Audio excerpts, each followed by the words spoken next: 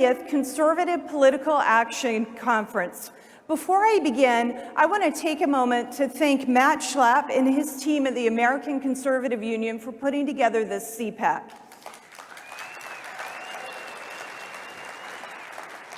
A conference this large with so many moving parts doesn't come together by itself. It takes an awful lot of work. What Matt and his team have pulled together is remarkable. There's nothing like CPAC, and I am honored to be with you today.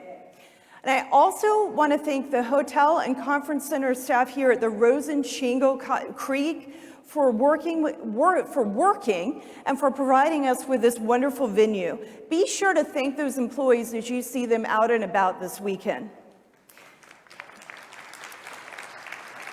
This conference began in 1974 when Joe Biden was still in the United States conference serving his first term, and President Reagan, or not President Reagan, but then Ronald Reagan gave the keynote address. Things have changed a great deal since then, but some things remain the same. We wish Joe Biden were still in the Senate, and we wish Ronald Reagan was still President of the United States.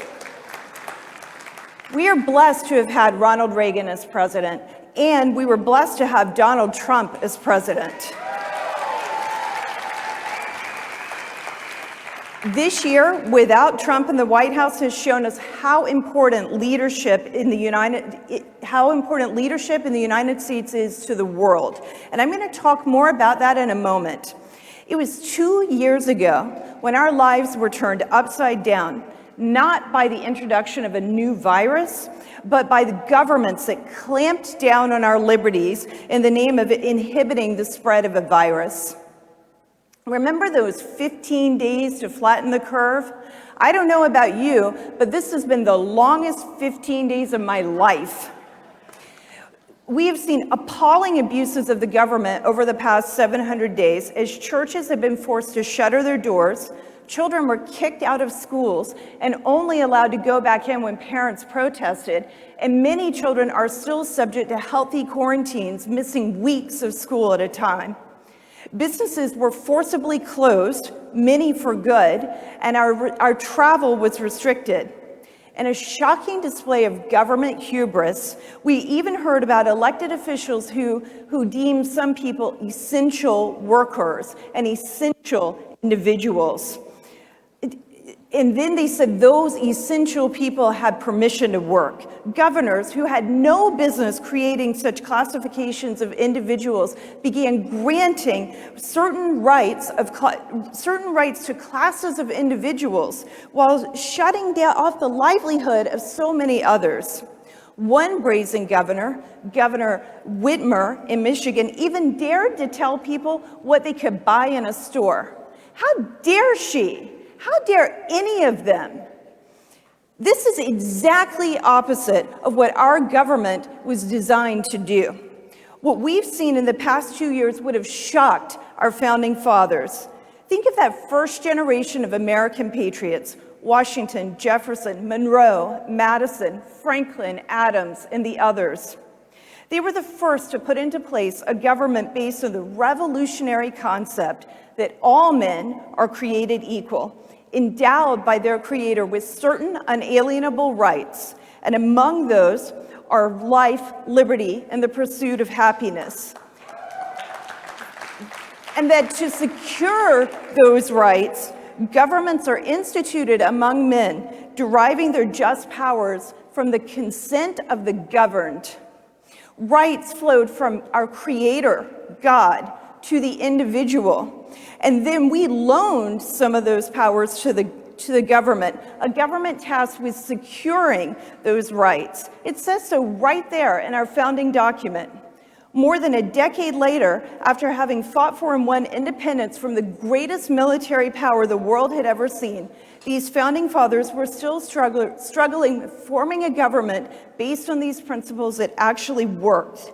So they gathered together again in Philadelphia to begin amending the Articles of Confederation, and instead tossed it out and wrote an entirely new document, the Constitution of the United States.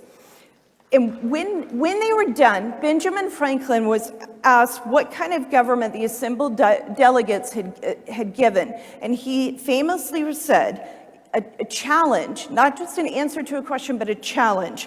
A republic, ma'am, if you can keep it. Well, I'm here to tell you that I am bound and determined to keep our republic. What would Jefferson and Franklin say if they were alive today with the endless emergency powers our government has granted itself? What would our founders think about depriving people of their jobs and liberties because of a medical decision not to receive the vaccine? We all know that the government we have seen over the past 2 years has very little in common with the government our founders established.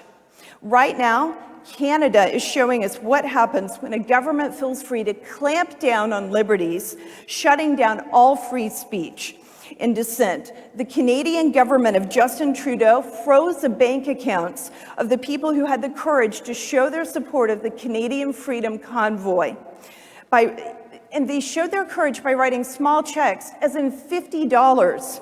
These are small dollar donors who write small checks because they have big hearts. These people have been convicted of no crime. In fact, they haven't even been charged a crime. This isn't money to finance international terrorism or international narcotics networks or human trafficking. This is money given to support political speech. Yes, free speech, and that's all. But freely speaking one's mind in Canada is a direct threat to Trudeau's government.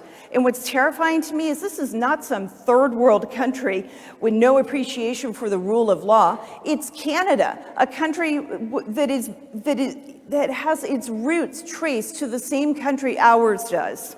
If you don't think this kind of donor persecution could happen here in the United States, I'm here to tell you it can and it has happened.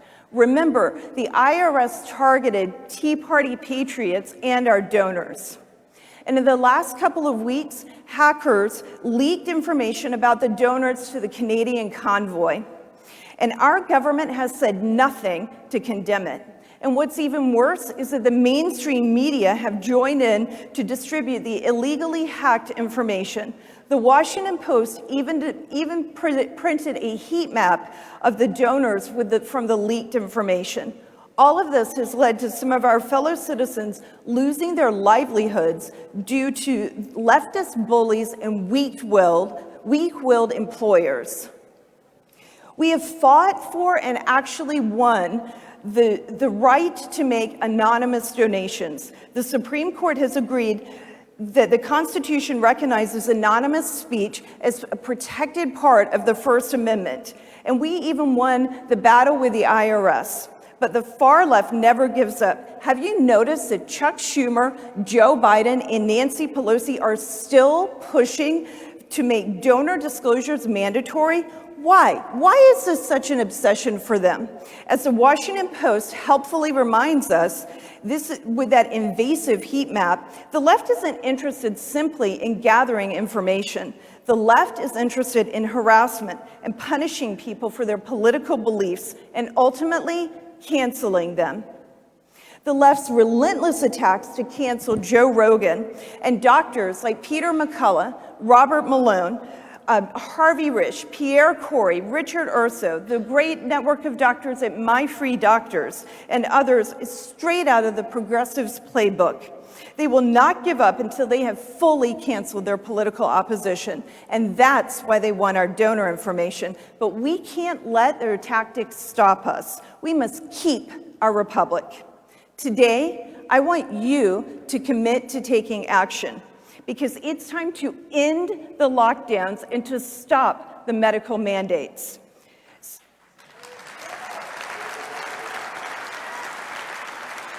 It's such a nice, simple phrase that we have a website, stopmedicalmandates.com, and you can go there to sign a petition and find out what else you can do to help get our lives back to normal and end this constant nanny state. Our government's powers only come from the consent of the governed, not from edicts and not from emergency declarations.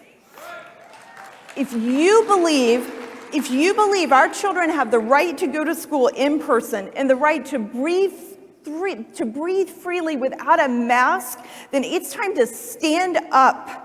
If you believe that each of us has a God-given right to live free, it is time to stand up. And if you believe each of us has the right to make a decision about whether or not to inject a drug into our bodies without the government telling us what we must do, it is time to stand up. And if you believe that we have the right to make our own healthcare decisions with consultation from our doctors, not our employers or our local, state, and federal government, it is time to stand up. Stand for liberty. Stand for liberty. Stand for liberty. Thank you so much. Thank you. God bless you, and God bless the United States of America.